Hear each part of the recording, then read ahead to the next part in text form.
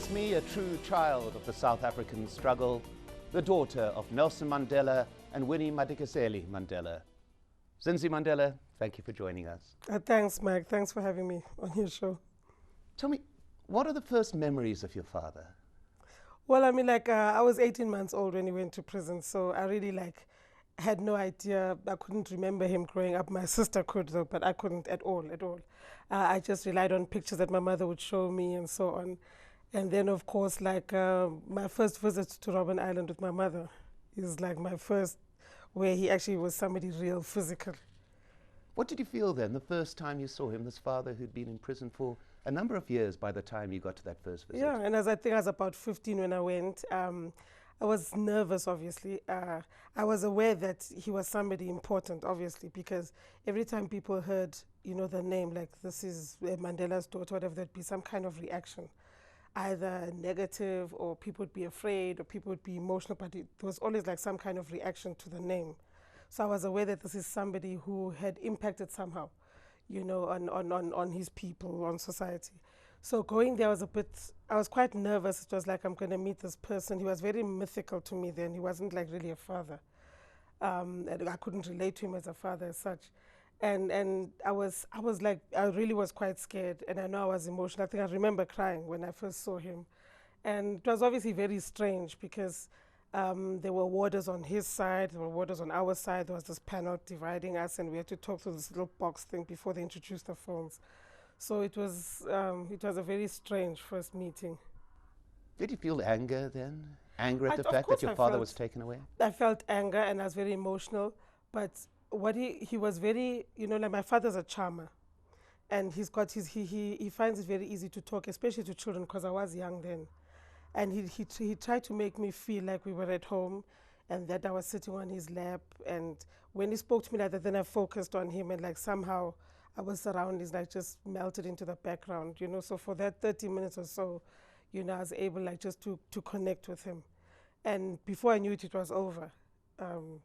And then it was difficult again, having to go away, even if I knew we were coming back the next day, but it was never long enough. Growing up a Mandela, the daughter of two icons of the struggle, was it difficult? Yes, it was. And it takes a lot for people to actually see you for yourself. You are never seen for yourself. So you have to work twice as hard to make your own star shine. And in a sense, you also have to guard that type of thinking or way of life. I do that with my children as well, where I said, I don't think you need any type of exposure until you merit it, until it's on your own legs, in your own steam, because it's the most difficult thing you can do to a person, where you just refuse to see them for who they are, and you're measuring this child against the father, measuring this child against the mother. It's very difficult. At the risk of aging both of us, I remember speaking to you in 1983. It was your father's 65th birthday. Your mother was in exile in a remote town hundreds of miles away from Soweto. You were in Soweto. Were you lonely? Oh, I've had lots of moments of loneliness. The thing is about growing up in this under these circumstances, that there are many times where you are also surrounded by a lot of people, but you're still very lonely, because you haven't had a very solid emotional foundation. You haven't had a solid family unit. Every time you've had a semblance of stability, it was short-lived. Before you knew it, something would scupper that, and so on.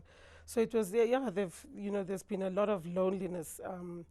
And at the same time, ironically, is that there's also been a lot of support, from, in those days, especially from the struggle and so on, from the comrades. But no, you cannot get over the loneliness. I remember February 1985, your father had been offered release. Only for him, he delivered a message, smuggled a message out of prison that you read in Soweto that day. Yeah. My father says, was your line. Yes. How did you feel when you were reading that message? Well, obviously, I grew up always wanting my father to come back home. I would, playing in the streets with other kids, or within a school environment, you'd hear children talk about my father and so on. And, we had no stories to tell. We just had no stories to tell. And then here, when there was some kind of glimmer of hope that he might come back, I knew it, knowing what Tata stands for and what he stood for then, that, he wouldn't accept a conditional release. So on the one level, it was hey, here was the daughter saying, I really wish, You know, like I really long to have this thing in my life that I've never had, that I actually don't know how to describe, or I don't even know how to relate to physically. But at the same time, I had to like rise above it and say, you know, and look at the bigger picture and say, I'd much rather have a proud father coming back home than one who was compromised. Those were very difficult years through the 80s. Is there at any time that you felt this was not going to work, that you were not going to see your father free? I'll tell you, sometimes it wasn't even about my father in particular. Sometimes it was just our circumstances, because it was a household that didn't have a father. And there were so many times that one felt insecure and vulnerable. I'll never forget one time when I was at varsity at UCT, and somebody from the media called me. My mother was in Brantford at the time, and they called me for a comment because my 4-year-old son, that's Zonda, he's popularly known as Gaddafi, and they said he was missing. And I said, what do you mean he's missing? And they related this incident about how my mother had to go to Johannesburg, and there'd been, I think, some protests in Brantford, and the cops like just got into the house, and he was on this helper's back, and she was being shambled. So she took him off her back and put him down, and after that nobody knew where he was. So that was one of the moments where I was so afraid and actually so helpless, you know, and not knowing what to do. And those are the moments that where I would actually get so angry, and I would say, why do I have to be like in this particular space? Why does my life have to be like a whole series of mishaps and harassment and so on? I mean, you were under constant security police surveillance. As you mentioned, your mother was banished for a long period of time. I mean, were you scared? Were you physically scared at this constant observation? Well, I mean, like, the irony is that at first you are afraid, but then you get so used to it that there's something wrong. If you're not under surveillance, or if you're not being persecuted, you just feel like there's something wrong. And you actually also learn to survive on, you discover the gentle, the gentle strength that is in humor.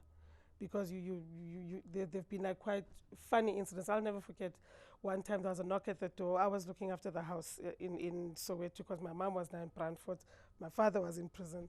And there was a knock at the door, and this white man stood there and he said, Zindzi, my goodness, how you've grown. The last time I saw you, you were this high. So then I said, oh, really? And I moved forward to embrace him. And as I embrace him, I look behind him and I see there are a whole lot of cops there, security cops, and others are armed and so on. And I push him away and I say, who are you? And it turned out he was, part of the system. But there were moments like that, because somebody would rock up at your door, not from your community experience, and it's either a journalist, or it's the system, or it's a sympathizer. But there were those incidents where there would be moments of fear and harassment, and then there were those moments where you just have to look back at it and laugh. I mean, through those years, to what degree did the words of your father and the other people who were in prison with him, his comrades who spent those long times in those cells, how much did they sustain you, the knowledge of what they've done and the knowledge of what they stood for? They had to. That was the only thing that could sustain us. And like words that sometimes sound rhetorical to others had a profound meaning in my life. Like, I truly believed victory was certain.